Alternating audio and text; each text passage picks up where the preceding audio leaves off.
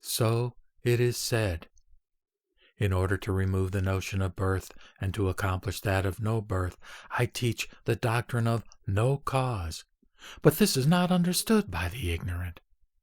This all is unborn, but that does not mean that there are no objects.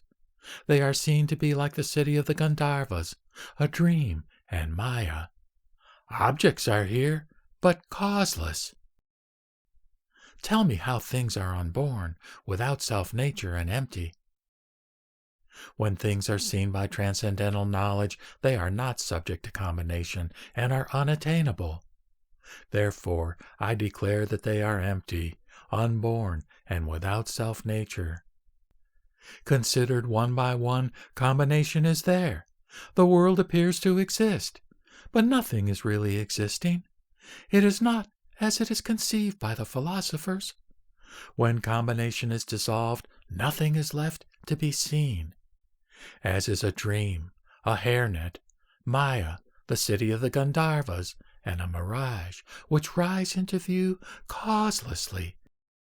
So is the multitudinousness of the world. By keeping down the theory of no causation, no birth is demonstrated. When the theory of no birth is declared, my law I is never destroyed. When the theory of no cause is pointed out, the philosophers are horrified. Mahamate asked, How? By whom? Where? And wherefore does the theory of no cause make its appearance? The Blessed One answered, When things are perceived as neither subject to causation nor above it, then the view maintained by the philosophers of birth and destruction is done away with. Mahamate asked, Is non-being no birth? Or does it look for causation? Or is it a being's name without a corresponding reality? Pray, tell me. The Blessed One answered, Non-being is not no birth, nor does it look for causation, nor is it a being's name, nor is it a name without a corresponding object.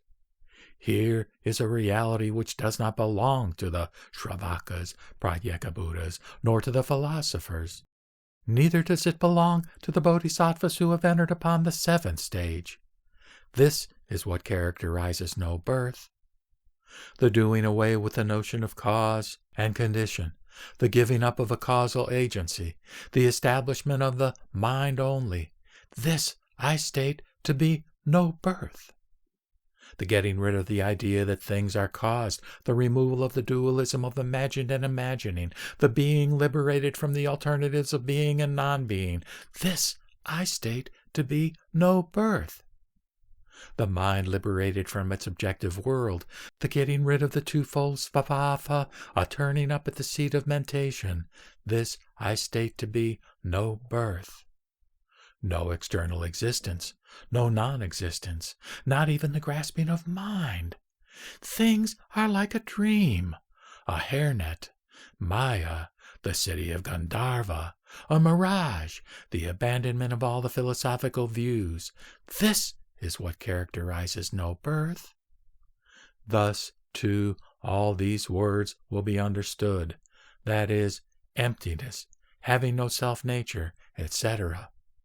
The world is empty, not indeed because of its being empty, but because of its being empty in the sense of being unborn. A system of mentality may have its rise and fall owing to causation. When there is a dissolution of the system, there is neither birth nor annihilation. When a dissolution somewhere takes place among the members of the system, such existence ceases, as is discriminated by the philosophers by means of such categories as oneness and separateness. Nothing is born. Being is not. Non-being is not. Nowhere is being and non-being, except that where there is a system, there is the rising of things and their dissolution. It is only in accord with general convention that a chain of mutual dependence is talked of. Birth has no sense when the chain of dependence is severed.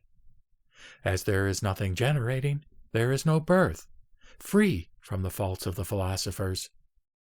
I talk of this conventionally according to the theory of concatenation, and this is not intelligible to the ignorant.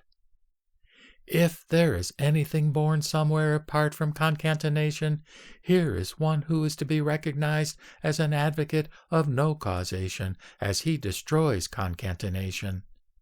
If concatenation works from outside, like a lamp revealing all kinds of things, this means the presence of something outside concatenation itself. All things are devoid of self-nature, have never been born, and in their original nature are like the sky. Things separated from concatenation belong to the discrimination of the ignorant. There is another kind of no-birth, which is the self-essence of things realized by the wise. Its birth is no-birth, and in this no-birth there is a recognition. When this entire world is regarded as concatenation, as nothing else but concatenation, then the mind gains tranquility. Ignorance, desire, karma, etc., these are the inner concatenation. A ladle, clay, a vessel, a wheel, etc., or seeds, the elements, etc., these are external concatenations. If there is any other existence born of concatenation, this goes against the law of concatenation. Those who hold this view are not established in the principle of correct reasoning. If there is an object coming to exist and yet is non-existent, by what law of causation is there the recognition of it? Things here are of mutual origination, and for this reason causation is declared. Heat, fluidity, motility, solidity, such notions are discriminated by the ignorant. There is a system of relations. No individual objects exist. Hence the denial of self-nature as constituting the realness of objects. The physician varies his treatment according to diseases, though there is no difference in the principle of healing. The difference comes from varieties of diseases. In like manner, in order to save generations of beings from their disease of passions with which they are ill, I teach people with my doctrines, knowing the power of their senses. My doctrine does not vary, but the passions and powers are differentiated. There is just one vehicle. Auspicious is the Eightfold Path.